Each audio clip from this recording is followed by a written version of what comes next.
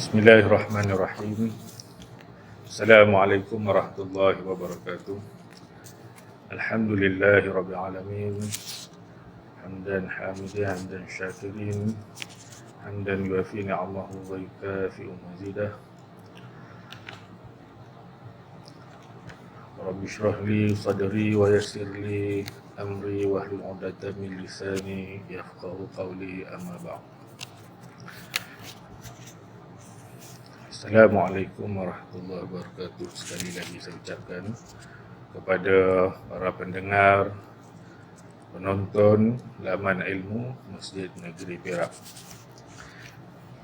Bertemu kita sekali lagi pada seri kuliah ini, dan pada pertemuan kali ini insya-Allah saya akan cuba membawa satu topik yang untuk kita bincangkan,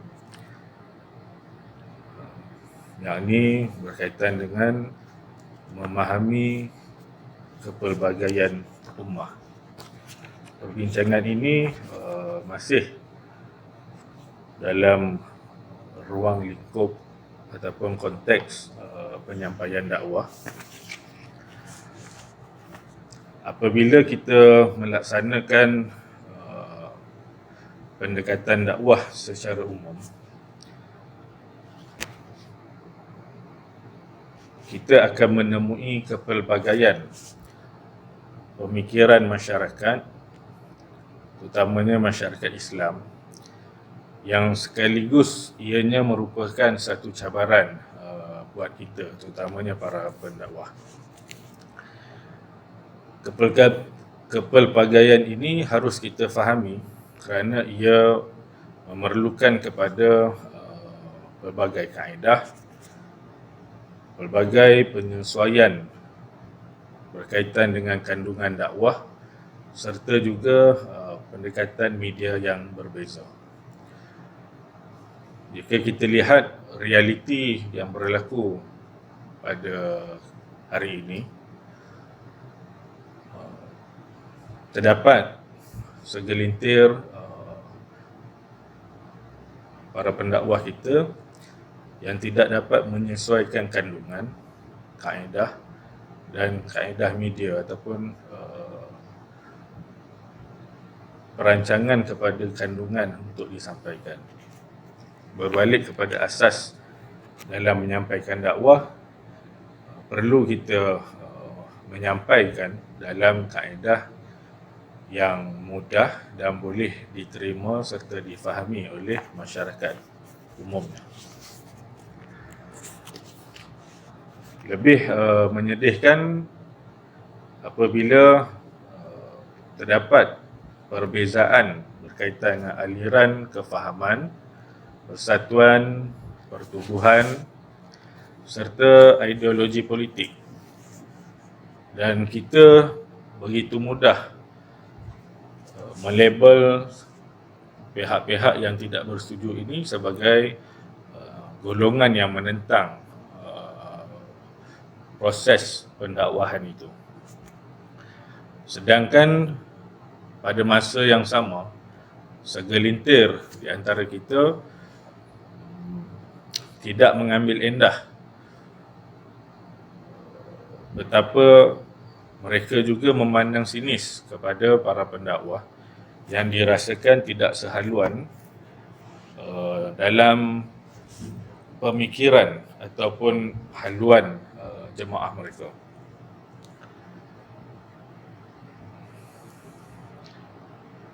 Dalam kalangan kita ini juga banyak masa yang ditumpukan. Kita lihat senarionya sekarang berbalah ataupun salah menyalah atau memburukkan antara satu pihak dengan pihak yang lain. Sebagai contoh, terdapatnya pertelingkahan dalam kesatuan berkaitan dengan pendekatan Islamik dan nasionalis, kepada juga pertubuhan-pertubuhan yang mendukung ulama dan pertubuhan yang mendukung umarak ahli sunnah wal jamaah dan sebagainya. Dan kesan ini kita boleh lihat menimbulkan seolah satu peperangan saudara seagama yang kita lihat tidak berkesudahan. Maka persoalan di sini, ke mana hala tuju dakwah kita sebenarnya? Maka dengan ini, para pendakwah perlu memahami secara bijaksana dan terbuka kepada kepelbagaian pemikiran ini dalam menghasilkan perbezaan metodologi pemikiran. Dan juga perlu kita menunjukkan penerimaan Islam dalam penghayatan kehidupan mereka atau masyarakat. Sudah semestinya kita tidak mampu mengubah dunia untuk menerima cara fikir sebagaimana yang kita fikir secara keseluruhan. Namun, sebagai individu, kita mampu mengubah diri untuk bersatu bersama-sama untuk memperjuangkan Islam. Mungkin terdapat kaedah yang berbeza ataupun pendekatan yang berbeza, isu dan kandungan yang berbeza mengikut keperluan serta kesesuaian, namun matlamat dan natijahnya adalah satu, menyebarkan sudut faham Islam yang lebih baik. Selain itu, kita lihat juga terdapat perbezaan berkaitan dengan tahap pemikiran mulai wujud, dan umat Islam terdedah kepada perbezaan pandangan yang pelbagai. Dan perkara ini pernah atau ada dibincangkan oleh pengkaji-pengkaji masyarakat Islam seperti tokoh-tokoh ulama semasa. Sebagai contoh, di sini saya kongsikan dalam bentuk yang ringkas pandangan dua tokoh terkemuka semasa, antaranya Profesor Dr. Yusuf Al-Qardawi dan juga Profesor Dr. Mir Zohair Hussein. Bila kita lihat pandangan ataupun perbincangan dua tokoh ini, memperlihatkan suatu kesamaan dalam isu yang dibincangkan. Namun terdapat juga sedikit sebanyak perbezaan disebabkan kepada suasana persekitaran kajian yang dijalankan. Jika dilihat, Profesor Dr. Yusuf Al-Qardawi cenderung melihat dunia dari sudut atau perspektif Arab kerana beliau berada di dalam persekitaran di Mesir itu. Sementara Profesor Dr. Mir Zohair Hussein lebih melihat isu ini dari sudut kaca mata beliau yang mana beliau lebih ataupun telah lama berkhidmat dan menetap di Amerika Syarikat. Namun secara atau apa yang boleh disimpulkan, pemikiran Muslim yang dominan kini di seluruh dunia boleh dikategorikan atau kita pecahkan perbincangan ini dalam beberapa aliran ataupun kepada 4 aliran yang utama. Yang pertama, golongan yang pertama adalah mereka yang bersifat tradisional ataupun tradisionalis. Golongan ini bersikap atau mengambil pendekatan yang negatif kepada semua jenis pembaharuan. Golongan ini digambarkan sebagai golongan yang pemikirannya bersifat statik, pasif dan tidak proaktif, ataupun kita katakan agak konservatif dengan suasana kemodenan dan prejudis dengan tamadun barat. Antara ciri golongan ini yang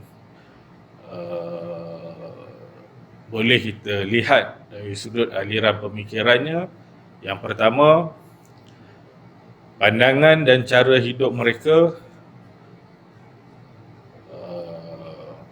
seolahnya agak tertutup serta mempunyai satu kepribadian tersendiri. Yang kedua,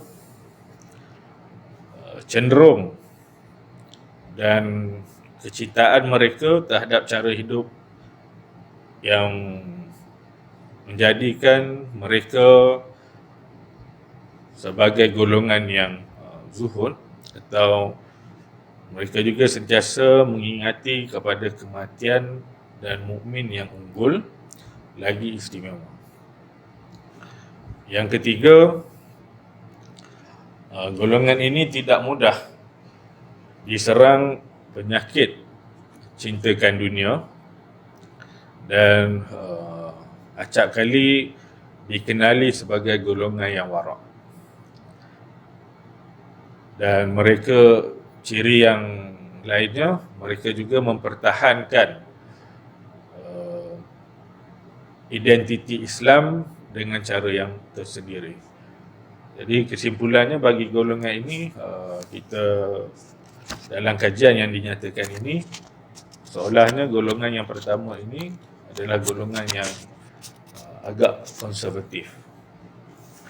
Bagi golongan yang kedua, golongan ini lebih punyai sifat yang terbuka dan namun tetap berprinsip. Golongan ini boleh dikatakan juga bersikap pertengahan di antara tradisionalis dan modernis. Golongan ini kita nampak seolahnya berusaha untuk menghapuskan satu corak pemikiran yang khurafat, satu corak pemikiran, menghapuskan corak pemikiran kepada perbuatan-perbuatan syirik dan sebagainya.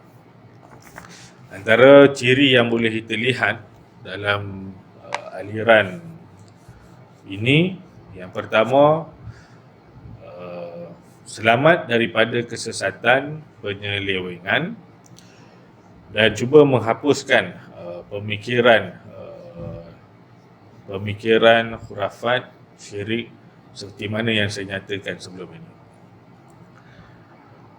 Yang kedua, memanfaatkan kedudukan insan sebagai khalifah Allah Subhanahu Wa Taala di muka bumi dan berusaha untuk memakmurkan alam ini sebaik mungkin. Yang ketiga, punyai daya untuk menjadikan sistem kehidupan seperti pendidikan, sosial, ekonomi, politik dan sebagainya berteraskan atau berpandukan kepada syarak. Yang seterusnya, golongan ini memperjuangkan suatu moto, yakni Islam sebagai cara hidup yang syumul. Dan ciri yang terakhir kita lihat ataupun hasil kajian ini, yakni golongan ini berjuang dalam menghidupkan pemikiran secara total yang hanya memaksikan kepada Al-Quran dan Sunnah. Jadi golongan ini adalah golongan yang kedua yang agak terbuka namun tetap berpegang kuat kepada prinsipnya. Manakala golongan yang ketiga adalah golongan yang bersifat modernis dan optimis. Mereka punyai satu pendekatan yang positif terhadap aktiviti pembangunan serta pembaharuan dan mempunyai satu pandangan yang dinamis, progresif dan menyesuaikan diri dengan peredaran zaman. Golongan ini juga mementingkan semangat rasionalisme dan liberalisme.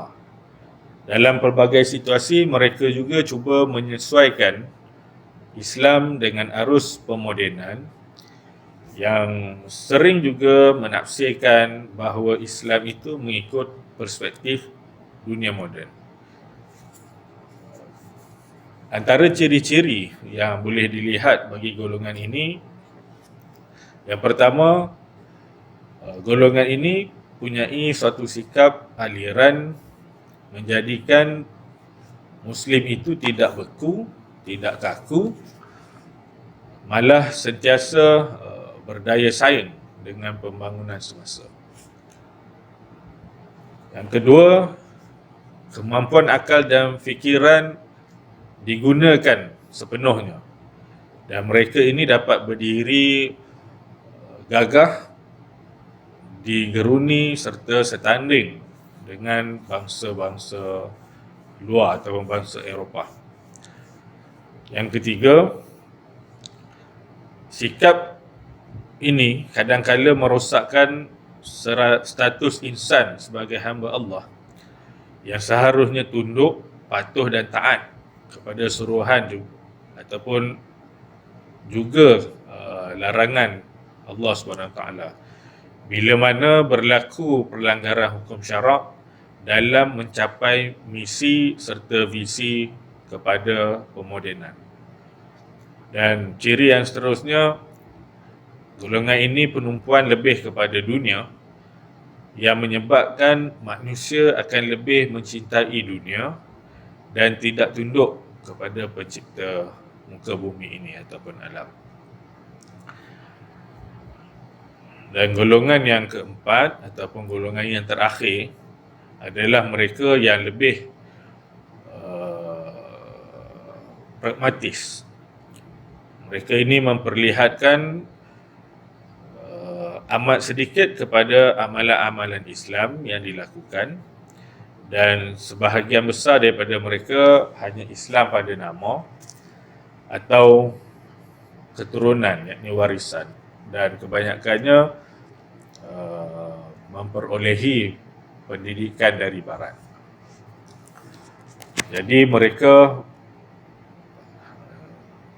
mengamalkan fahaman sekular dan juga terpengaruh dengan ide-ide nasionalisme, liberalisme dan sebagainya. Dan golongan ini punyai pendapat bahawa sistem kapitalis dan sosialisme lebih baik bagi keuntungan mereka serta lebih menerima idea-idea sekular, dan sumbangan kepemikiran ini tidak banyak menyumbang kepada kebangkitan Islam itu sendiri. Dan ini boleh dilihat kepada ciri-ciri golongan ini, seperti yang pertamanya,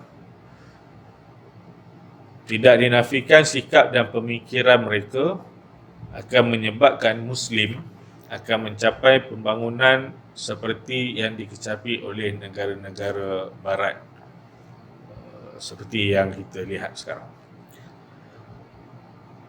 Dan juga pemikiran ini mendapat sokongan dan bantuan dari negara-negara barat.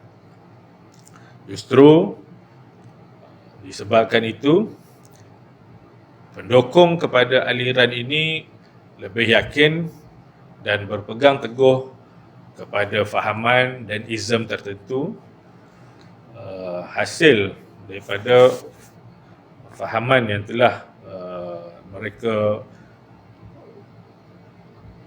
fahami dan menerima dengan idea-idea yang telah diketengahkan kepada mereka ataupun kepada golongan ini. Maka berdasarkan kefahaman kita terhadap wujudnya kepelbagaian umat Islam yang pelbagai dari sudut berfikir dan menghayati Islam dengan cara ataupun tahap yang pelbagai, maka sudah semestinya kita tidak wajar menggunakan satu kaedah dalam menyantuni atau meraihkan sebaran dakwah kepada semua golongan.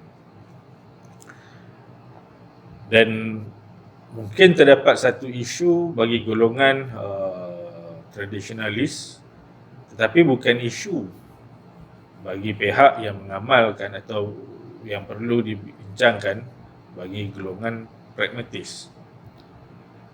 Perbezaan budaya, suasana tempat, suasana kampung atau bandar, tahap kualiti kehidupan, keterbukaan pemikiran serta tahap keilmuan, maka natijahnya akan membezakan kualiti pemikiran. Jadi sudah pasti gaya pemikiran berbeza. Malah mereka juga perlu dihargai untuk dikenal pasti kaedah, maudhu' serta media dakwah yang efektif dalam kita menyantuni kepelbagaian pemikiran masyarakat.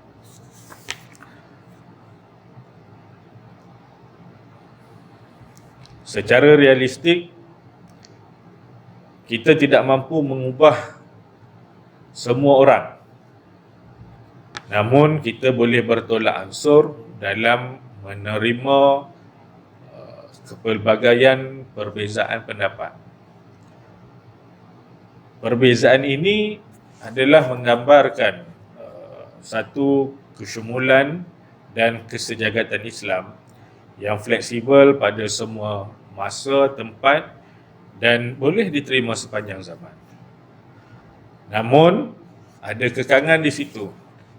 Perbezaan ini, kepelbagaian ini tidak boleh melampaui atau melangkau prinsip-prinsip yang terkandung di dalam Al-Quran dan As-Sunnah secara mutlak.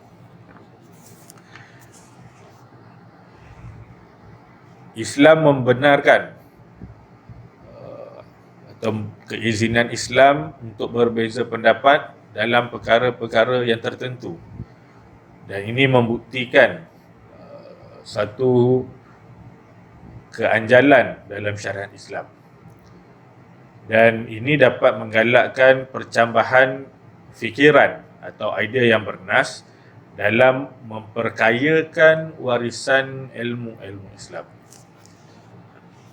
Ikhtilaf ini menunjukkan bahawa Islam adalah sebuah ataupun satu agama yang fleksibel, yang boleh diterima pakai baik dari semua tempat atau juga semua zaman.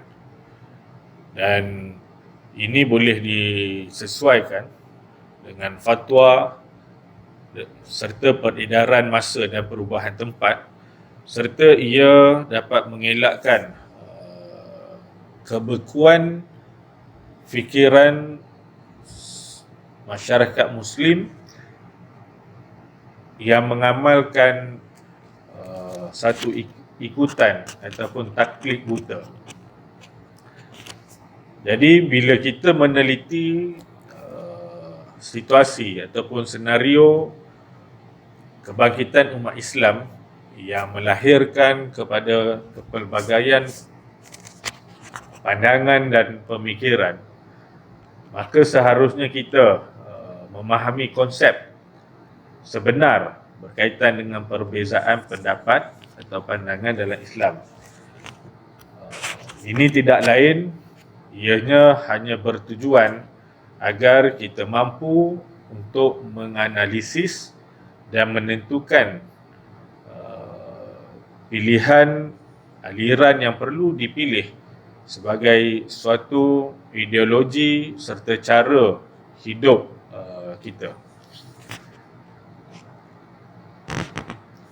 Dalam sejarah, andai kita rujuk kepada apa yang telah berlaku dalam sejarah, Konsep ikhtilaf ini telah bermula bila mana Rasulullah sallallahu alaihi wasallam mula menghantar wakil kepada kerajaan Islam, iaitu Muaz bin Jabal ke Yaman. Apa yang berlaku? Suatu dialog yang masyhur yang membuktikan kebenaran kepada ikhtilaf, iaitu satu hadis Rasulullah sallallahu alaihi wasallam berkaitan dengan pertanyaan baginda kepada Muaz, yakni apakah sumber hukum yang akan digunakan oleh Muaz apabila berjauhan dari baginda nanti. Maka persoalan ini Muaz telah menyenaraikan 3 sumber, iaitu yang pertama Al-Quran, yang kedua As-Sunnah, dan yang ketiga ijtihad, yakni pandangan berpandukan kepada nas Al-Quran dan As-Sunnah. Atas respon ini, maka baginda Rasulullah sallallahu alaihi wasallam mengucapkan syabas dan membenarkannya. Dan perbezaan pendapat dalam Islam ini juga wujud akibat daripada kepelbagaian aliran dalam menggarap Islam itu sendiri. Dan ia timbul kerana berlaku penyebaran Islam yang global yang menuntut kepada penyesuaian tafsiran bagi perkara-perkara tertentu, seperti hukum yang tidak disebut secara mutlak dalam Al-Quran dan hadis. Namun, ianya penting bagi kita untuk mengenal pasti kategori dan juga skop perbezaan pendapat yang dibenarkan. Ini tidak lain tujuannya agar kita tidak melampaui batas kepada perkara-perkara yang telah ditetapkan secara mutlak oleh Allah SWT. Dalam perbincangan ini juga berkaitan dengan perbezaan ini boleh dikategorikan kepada 2 kategori perbezaan. Yang pertama, perbezaan yang tidak dibenarkan, dan yang kedua, perbezaan yang dibenarkan. Kita lihat kepada kategori yang pertama, perbezaan yang tidak dibenarkan. Perbezaan pendapat yang boleh membawa pihak tertentu terkeluar daripada akidah Ahlussunnah wal Jamaah, seperti wujudnya aliran pemikiran Mu'tazilah, Jabariyah, Murji'ah, Syiah dan Khawarij. Dan aliran pemikiran ini tidak diterima sebagai perbezaan pendapat dalam Islam kerana ianya melangkaui persoalan-persoalan akidah yang telah ditetapkan oleh Islam itu sendiri. Setiap prinsip yang telah disebutkan secara jelas di dalam Al-Quran maupun menurut As-Sunnah, maka sudah tentu tidak boleh dipertikaikan sama sekali.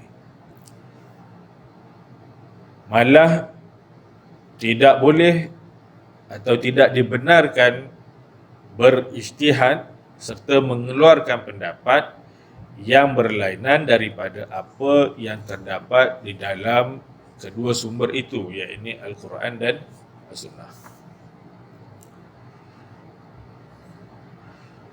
Dan perkara ini juga meliputi kepada soal-soal akidah yang menyentuh kepada perkara-perkara ketuhanan ataupun perkara-perkara ghaib.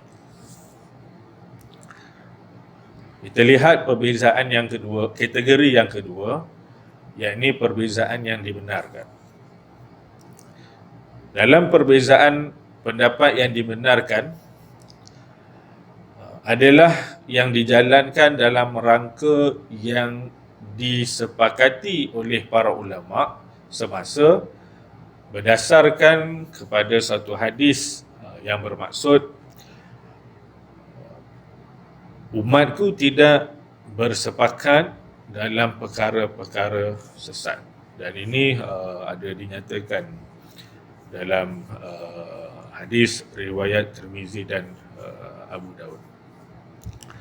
Perkara yang diharuskan berbeza pendapat adalah berkaitan dengan masalah-masalah ranting fiqh ataupun fiqhiyah, penafsiran ayat-ayat Al-Quran dan hadis serta beberapa hal dalam ajaran akhlak. Dan ini adalah disebabkan aspek pengamalan dan pelaksanaannya berbeza mengikut kesesuaian tempat dan zaman. Inilah apa yang telah ditegaskan oleh Rasulullah sallallahu alaihi wasallam sebagai suatu flexibility Islam, juga sifatnya punyai kesejagatan yang boleh diterima baik atau sesuai untuk sepanjang masa dan sepanjang zaman.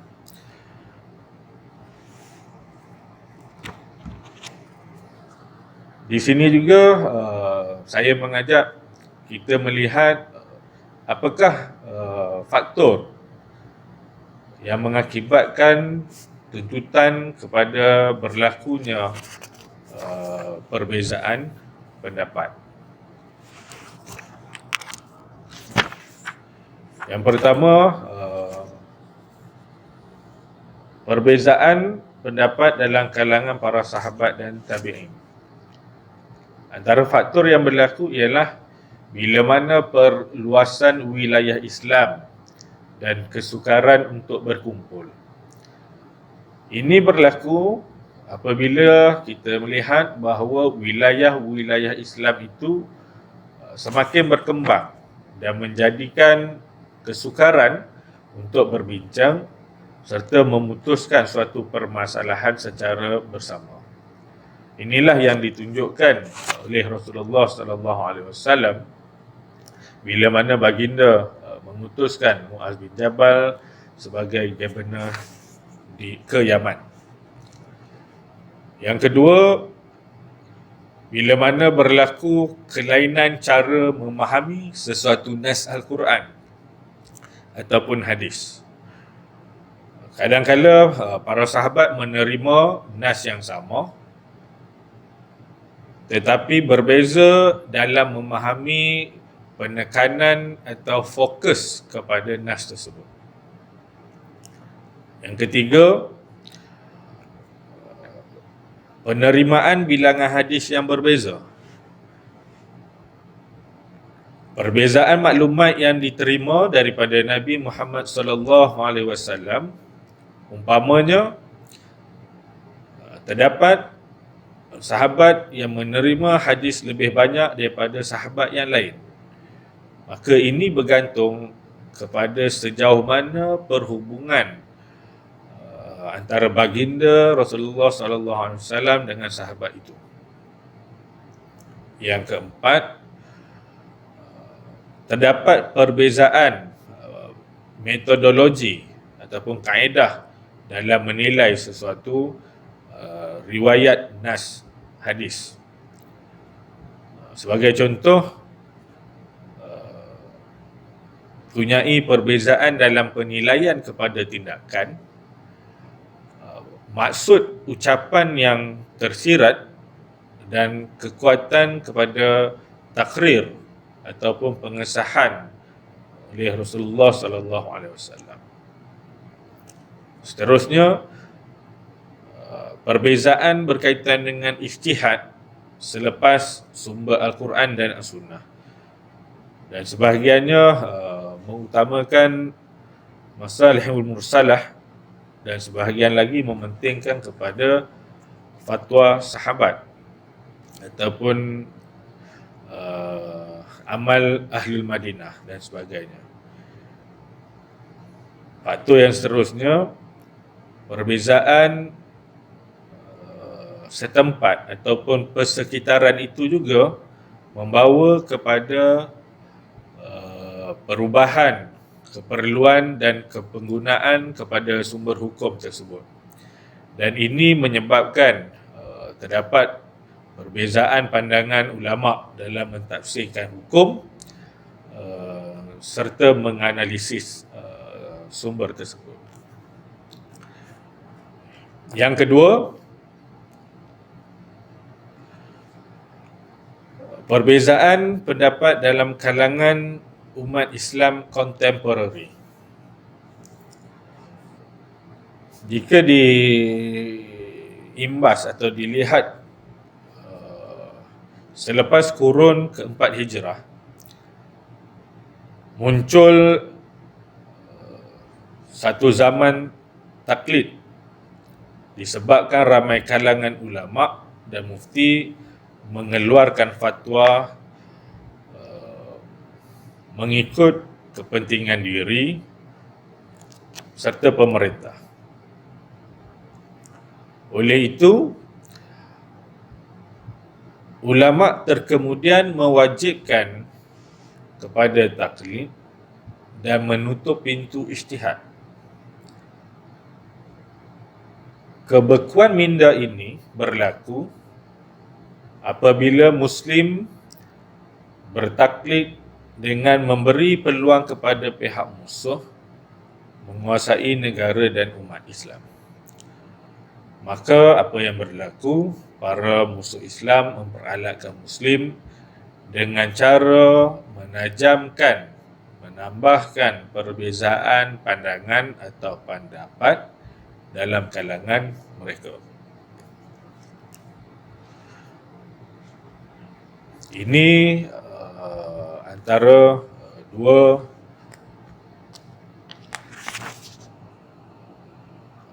faktor yang kita lihat atau kita boleh klasifikasikan mengapa perbezaan itu berlaku. Namun pada hari ini terdapat beberapa faktor juga yang menyebabkan berlakunya perbezaan pandangan ataupun pendapat pada hari ini atau pada ketika ini. Antaranya, yang pertama, kekurangan ilmu dalam mengenali Islam yang menyebabkan pendidikan Islam ini diketepikan. Penjajahan orang kafir membuatkan munculnya para pelajar yang memahami Islam berdasarkan kitab-kitab yang dibaca. Mereka hanya melihat atau mengkaji dari satu sudut pandang sahaja tanpa menggunakan daya pemikiran yang komprehensif. Yang kedua, peranan orientalis yang menajamkan perselisihan yang berlaku sama ada dalam kalangan mazhab fiqh atau di antara Sunni dan Syiah. Seterusnya, pertembungan antara yang dikatakan golongan muda dan golongan tua dalam masyarakat Islam. Dalam memahami agama, golongan ini banyak menekankan kepada peranan akal dan kebebasan berfikir, dan mereka juga menggalakkan kepada berijtihad dan menolak taklid. Ini kerana mereka berpandangan bahawa ada di antara ajaran Islam yang diamalkan masih diselubungi oleh perkara-perkara yang tidak baik dan mesti dihapuskan. Ini antara faktor-faktor yang kita lihat berlaku ketika ini. Dan faktor lain, terdapatnya perluasan kepada pengaruh ataupun pemahaman kepada pemikiran barat dalam masyarakat Islam. Ini menyebabkan berlakunya pengasingan di antara agama dan sistem yang banyak membawa kepada perpecahan dalam masyarakat. Dan ini kita boleh lihat realitinya. Akibat daripada merebaknya falsafah sekular yang memisahkan di antara politik dan agama itu. Dan akhirnya menyebabkan berlakunya suasana di mana agamawan bercakaran sesama sendiri disebabkan kepada perbezaan pandangan ini. Dan sebenarnya apabila kita sebagai masyarakat Muslim yang perlu mendalami ilmu, bila mana kita memahami perbezaan kepelbagaian masyarakat Islam yang wujud di sekeliling kita mengikut tempat dan juga masa ataupun zaman, kita akan lebih bijak dan berhati-hati dalam mengenali sasaran dakwah kita. Mungkin dalam skop yang kecil juga kita akan mendapati kadang-kala aktiviti dakwah yang baik, namun ianya sukar diterima oleh masyarakat ataupun golongan yang disasarkan. Malah mungkin ia menyebabkan salah faham atau berlaku persengketaan. Bukan silap kepada pendakwahan itu ataupun kandungannya, tetapi mungkin kaedah yang digunakan tidak tepat dengan fitrah ataupun pemikiran sesetengah individu itu. Dan mungkin juga memahami situasi itu boleh mendorong kepada tindakan yang lebih berhikmah dan toleransi dalam pelbagai perkara yang ingin kita lakukan. Dan perbezaan pemikiran dalam masyarakat seharusnya tidak membawa kepada perpecahan atau merosakkan kesatuan ummah. Ini antara yang perlu dititik beratkan oleh semua kita, terutamanya kepada para pendakwah. Dan perlu juga kita melihat adab-adab dalam menyampaikan dakwah, walau mungkin ada perbezaan pendekatan atau pemahaman, tetapi perbezaan itu seperti yang dinyatakan sebelum ini seharusnya tidak menyebabkan satu perpecahan ataupun menyebabkan berlakunya kerosakan kesatuan ummah itu.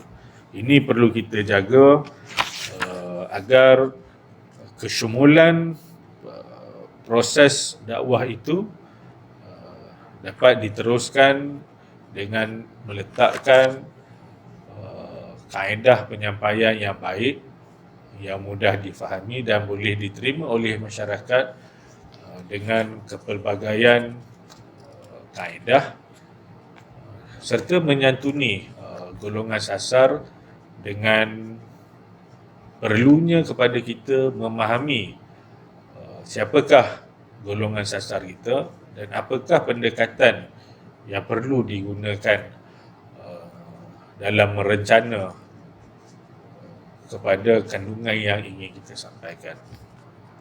Jadi saya kira perbincangan ini luas. Mungkin kita berhenti setakat ini dan kita akan bincangkan secara mendalam ataupun secara detail pada siri kuliah yang akan datang. Dan kita berdoa agar